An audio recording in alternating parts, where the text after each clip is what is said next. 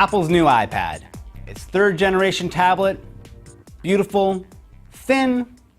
Oh wait, sorry, this is the iPad 2. Here you go, new iPad, Apple's new iPad. A CNET editor's choice.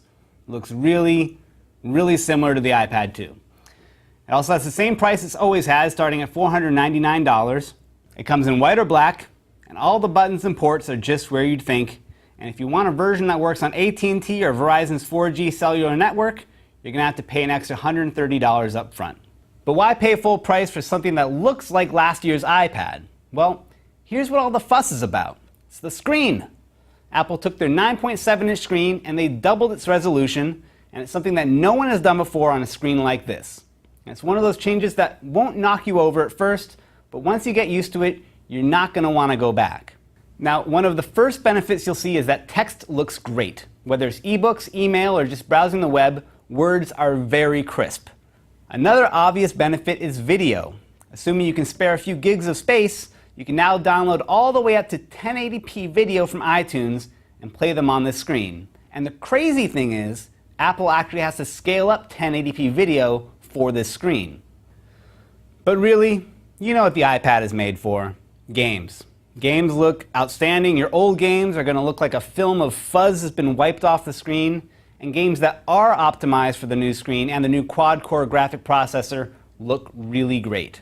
Some of these look like they could be streaming off of your Xbox. Another feature you should be excited about is the improved camera on the back. The one on the front is still pretty crummy, but this one on the back uses a 5-megapixel backside illuminated sensor, and more importantly, uses the same 5-element lens system that the iPhone has. You also get autofocus, face detection, and 1080p video recording with image stabilization.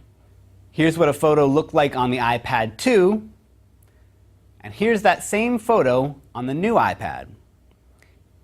Here's a 720p video from the iPad 2, and here's the automatically stabilized one from the new iPad. Now, I still feel like a toddler when I use this thing to take pictures, but the fun of showing off photos on this screen makes up for it.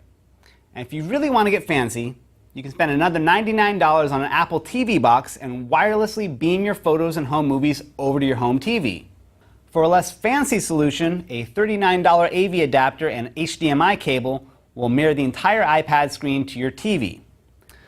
So for me, that's the core of what makes the new iPad such a great tablet, even if it does look like last year's iPad.